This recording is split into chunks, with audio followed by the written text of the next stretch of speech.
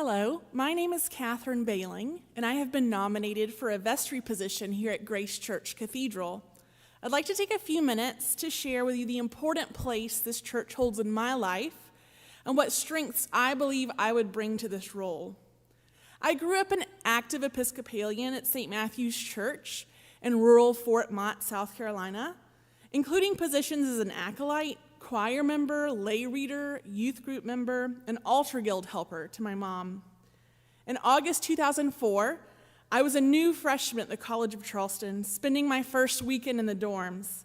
I didn't know anything about nearby churches, so I looked up the closest one, printed out my MapQuest directions, and set out, turning the wrong way on Cumming Street. As I was turning around to try to right myself, I saw Grace Episcopal Church and people streaming in for a service. I decided to try it.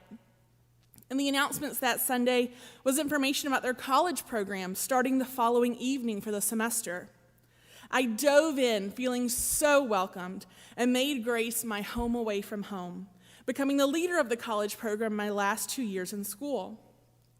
In December 2011, my husband and I were scheduled to be married in this church that held such an incredible place in my heart. September of that year changed everything when the church was closed to worshipers for serious repairs.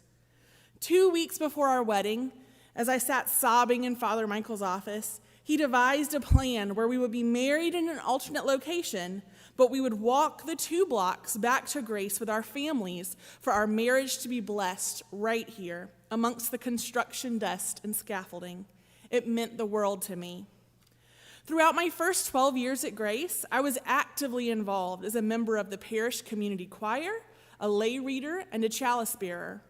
In 2016, my relationship with the church changed drastically when our twins, Carson and Violet, were born.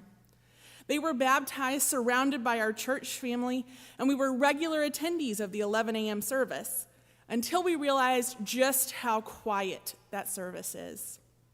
Our family moved to the 9 a.m. service where we have made some of the most incredible friends we have to this day.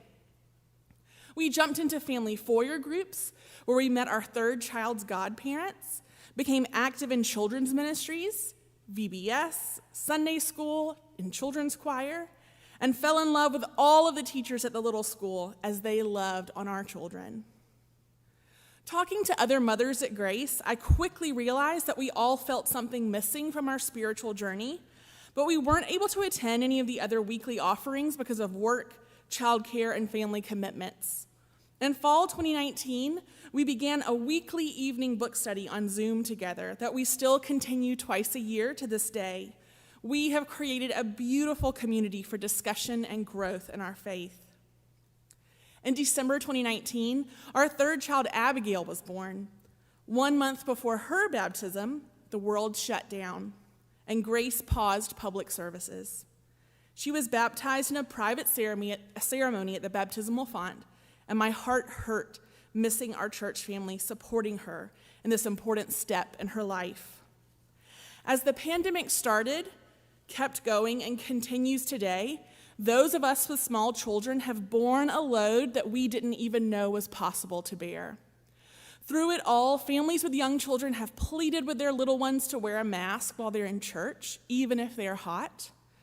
They have feared bringing them inside to worship before the vaccine was available to them.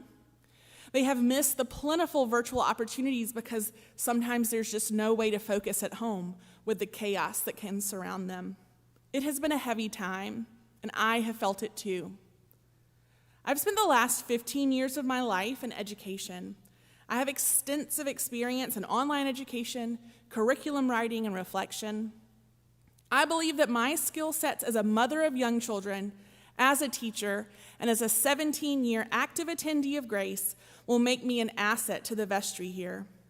I look forward to beginning this new adventure in my life with you.